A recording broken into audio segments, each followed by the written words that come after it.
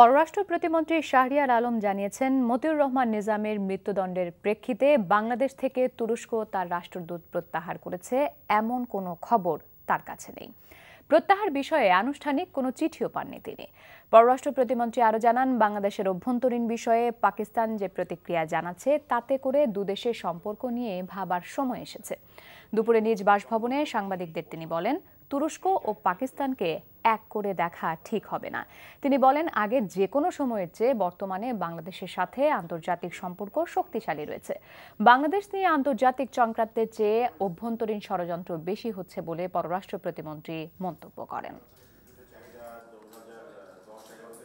আমাদের কাছে এরকম কোনো তথ্য নেই যে রাষ্ট্রদূতকে প্রত্যাহার করা হয়েছে। আমাদের কাছে যে তথ্যটি আছে সেটি হচ্ছে যে রাষ্ট্রদূত বাংলাদেশ ছাড়ার আগে আমাদেরকে লিখিতভাবে জানিয়ে গেছেন পররাষ্ট্র মন্ত্রণালয় যে তিনি বাংলাদেশের বাইরে যাচ্ছেন এবং তার অবর্তমানে কে দায়িত্ব পালন করবেন সেই কূটনীতিকের নামটাও বলে গেছেন।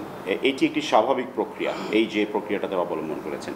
কিন্তু প্রত্যাহারিত হলে বা প্রত্যাহার করে নিলে বলে করা হয় সাধারণত, সেটি তারা করেনি। পাকিস্তান আর তুরস্কের রিয়াকশনটাকে এক পাল্লায় মাপার কোনো সুযোগ নেই।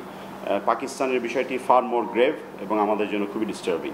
এবং সেখানে শুধুমাত্র যে ফাঁসির সময় নিন্দা করা হয়েছে তা নয়, আমরা অতি সম্প্রতি আন্তর্জাতিক সংস্থা কমনওয়েলথের একটি বৈঠকে আমরা এরকম তথ্য পেয়েছি যে ম্যাডাম খালেদা জিয়ার পক্ষে অবস্থান নিয়ে তারা কিছু বক্তব্য দিয়েছেন এবং সেটা আরও বেশি মাথা ব্যথার কারণ বাংলাদেশের জন্য।